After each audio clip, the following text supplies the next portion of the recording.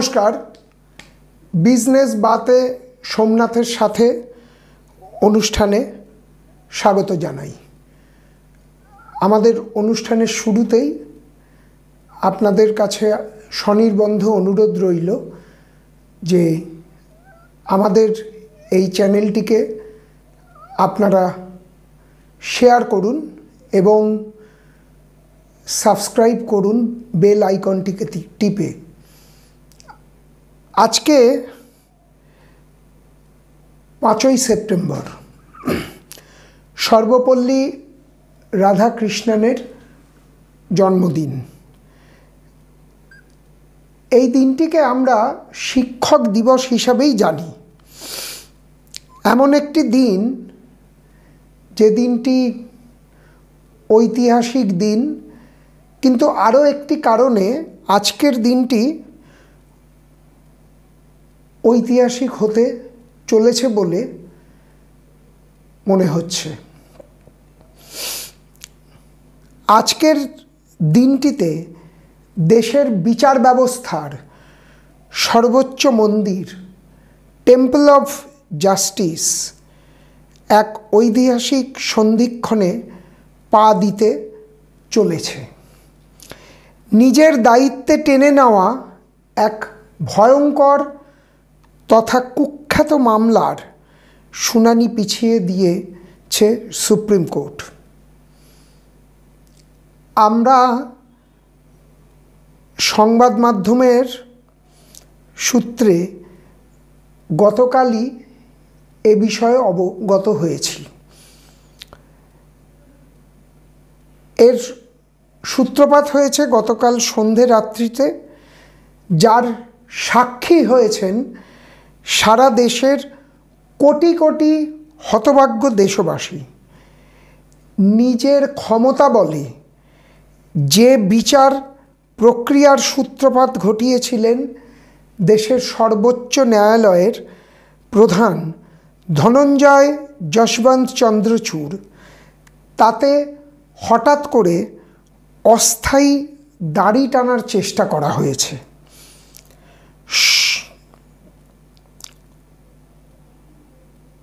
আমি অন্য রাজ্যের কথা বলতে চাইছি না, কারণ আমরা আজকে এই বিজনেস বাতে সোমনাথের সাথে অনুষ্ঠানে এরকম একটি বিষয়কে কেন নিয়ে এলাম, তার কারণটা হলো যে অন্য রাজ্যে বিভিন্ন রাজ্যের মামলা সুপ্রিম কোর্টে চলে, তো আমাদের রাজ্যের ক্ষেত্রে কিন্তু মহামান্য সুপ্রিম কোর্ট বেশ কয়েকটি ক্ষেত্রে এরকম অস্থায়ী দাড়ি টেনে রেখেছেন।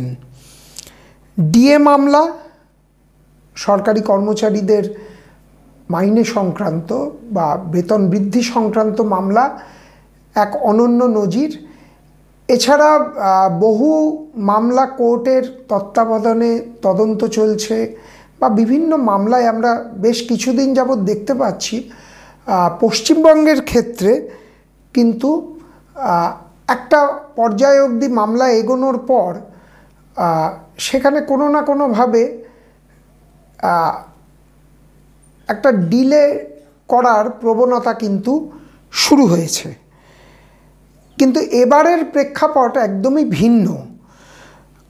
আরজিকর হাসপাতালে ঘটে যাওয়া নৃশংসতম হত্যাকে কেন্দ্র করে সারা পৃথিবী এই মুহূর্তে এক বিন্দুতে এসে দাঁড়িয়েছে। সে কথা টেম্পল অফ জাস্টিসের ভগবানদের অজানা নয়, কারণ সাধারণ মানুষ আমরা যখন কোথাও কোনো সমস্যার সুরাহা পাই না, তখন কিন্তু আমরা কোর্টেরই দ্বারস্থ হই, আদালতের দ্বারস্থ হই।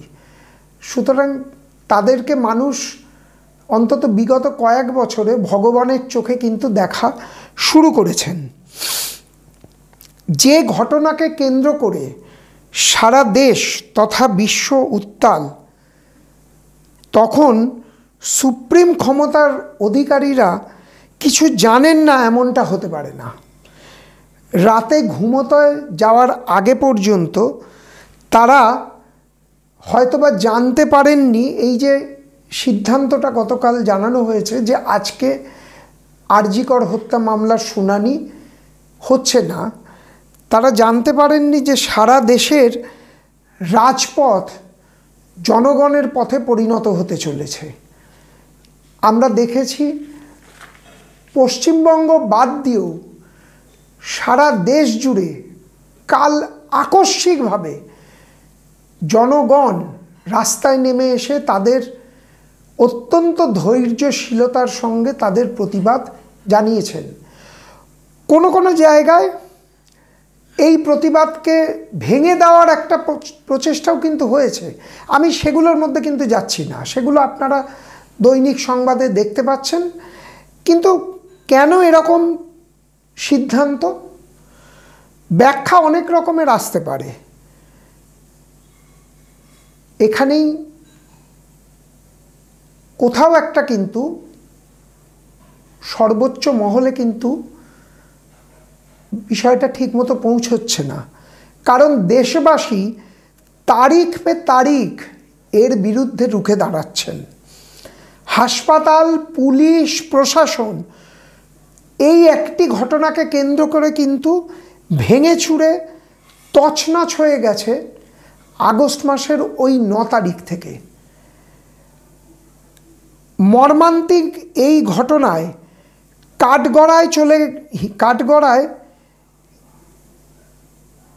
হিমঘরে চলে যাওয়ার দাখিল হয়েছে পুলিশ এবং প্রশাসনের। এখানেই প্রশ্ন উঠছে, নির্যাতিতার বাবাকে পুলিশের ঊর্ধ্বতন কর্তৃপক্ষের টাকা দেওয়ার অফার নিয়ে আপনারা যা এর মধ্যেই সংবাদ মাধ্যমের সঙ্গে যে সামনে যে বক্তব্য সেটা আপনারা দেখেছেন। কিন্তু কাকে বাঁচাতে এই এত বড় প্রস্তুতি চলছে? প্রতি মুহূর্তে যার পট পরিবর্তন হচ্ছে, ছত্রে ছত্রে যে ঘটনার মধ্যে প্রতি সময়ে পোস্টমর্টেম করা হচ্ছে, তাতে কাকে বাঁচাতে কোর্ট এবারে পিছিয়ে যেতে চাইছে বলে প্রশ্ন তুলছেন জনগণের এক বৃহৎ অংশ। আজকে সারাদিনে কিন্তু এই প্রতিবাদ কিন্তু কলকাতা থেকে দিল্লির দরবার অবধি পৌঁছবেই। শুরু হয়ে গেছে সকাল থেকে। এ লড়াই এবার কিন্তু দিল্লির অন্দরমহলের সেটিংয়ের কলাকুশলীদেরও বিচলিত করতে চলেছে। ইউপিএসসি দ্বারা নিযুক্ত আইপিএস অফিসারদের দুর্বিনীত আচরণ নিয়ন্ত্রণ করার কথা দিল্লির সরকারের অন্দরমহলে যারা বসে আছেন তারা চুপ কেন, এ প্রশ্নও তুলতে শুরু করেছেন কিন্তু জনগণ।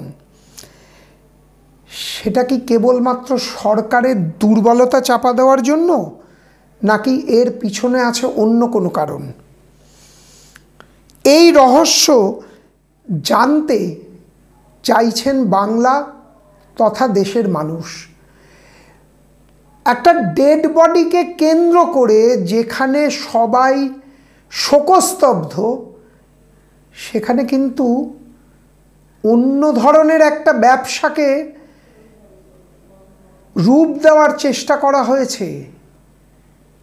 অভিযোগের আঙুলটা কিন্তু একদম পুলিশ প্রশাসনের বিরুদ্ধে, এবং নিচের লেভেলে নয়, সর্বোচ্চ পর্যায়ে।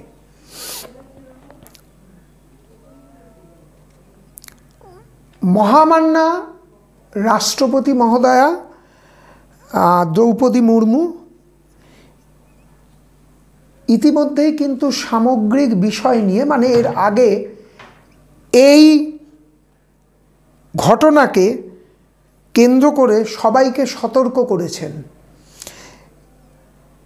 কিন্তু কেন্দ্রের সরকার কেন চুপ, এটা নিয়ে কিন্তু প্রশ্ন উঠেছে। মাননীয় প্রধানমন্ত্রীও বলেছেন, কিন্তু সেটা যেন মানে অন্তত পশ্চিমবঙ্গের ক্ষেত্রে রাজ্যের মানুষ মনে করছে যে একটা যেন সেই ওই বলতে হয় এরকম একটা বলা, মন কি বাতের মতো মানুষের মনে সেই কথা কিন্তু পৌঁছয়নি। যদি পৌঁছতো এত প্রতিবাদের ঝড় কিন্তু তারপরেও উঠত না। আর একটা প্রশ্ন কিন্তু পশ্চিমবঙ্গের মানুষের মধ্যে উঠে আসছে।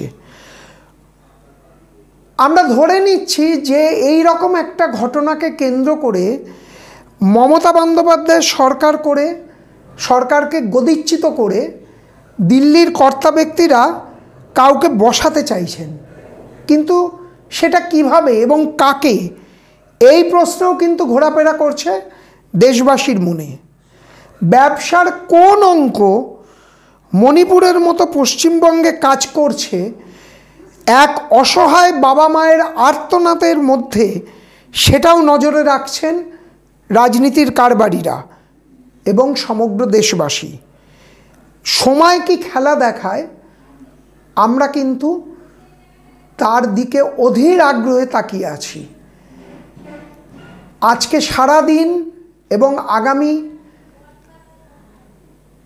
বেশ কয়েক ঘন্টা কিন্তু অত্যন্ত গুরুত্বপূর্ণ হতে চলেছে বলে আমাদের মনে হচ্ছে। কারণ ওই যে 10 লাখ টাকা একটা ডেড বডিকে কেন্দ্র করেও ব্যবসা, বিজনেস বাতে সোমনাথের সাথে আজ এখানেই শেষ করছি। নমস্কার।